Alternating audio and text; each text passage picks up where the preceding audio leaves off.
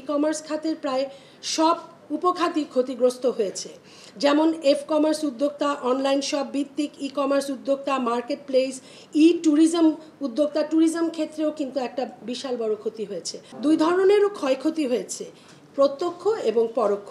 প্রত্যক্ষ ক্ষয়ক্ষতির মধ্যে রয়েছে প্রতিদিনের ক্রয় বিক্রয় না হওয়ার কারণে দৈনিক 120 কোটি টাকার বেশি ক্ষতি, এবং প্রথম 10 দিনে ক্ষতির পরিমাণ কমপক্ষে 1400 কোটি টাকা ছিল। এর মধ্যে একটা বড় অংশ রয়েছে এফ-কমার্স উদ্যোক্তারা, যাদের ক্ষতির পরিমাণ ন্যূনতম 600 কোটি টাকা। ই-কমার্স লজিস্টিক্সে এর পরিমাণ হতে পারে অন্তত 100 কোটি টাকা, এবং ট্যুরিজম ক্ষেত্রে আমরা ধরে নিচ্ছি অ্যারাউন্ড 300 কোটি টাকার মতো একটি ক্ষতি হয়েছে।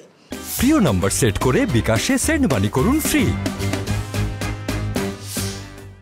আর পরোক্ষ ক্ষতি যদি আমরা বলি, এটা একটা বড় বিষয়, সাময়িকভাবে হয়তো চোখে পড়বে না। বিভিন্ন ইন্ডাস্ট্রি কিন্তু বিকশিত হচ্ছিল, সেই জায়গায় একটা বড় হোঁচট খেয়েছে। সেক্ষেত্রে ক্ষুদ্র এবং মাঝারি উদ্যোক্তাদের যে চলমান ব্যবসাগুলো আছে সেগুলো থমকে গেছে, সেখানে ফ্রিল্যান্সাররাও রয়েছে, তাদের কিন্তু ব্যবসা প্রায় শূন্যের কোঠায় এসে নেমেছে। তাদেরকে আবার নতুন করে ব্যবসাগুলো শুরু করতে হবে, এবং সেটাকে আমরা বলছি একটা লং টার্ম একটা ক্ষতি হয়েছে।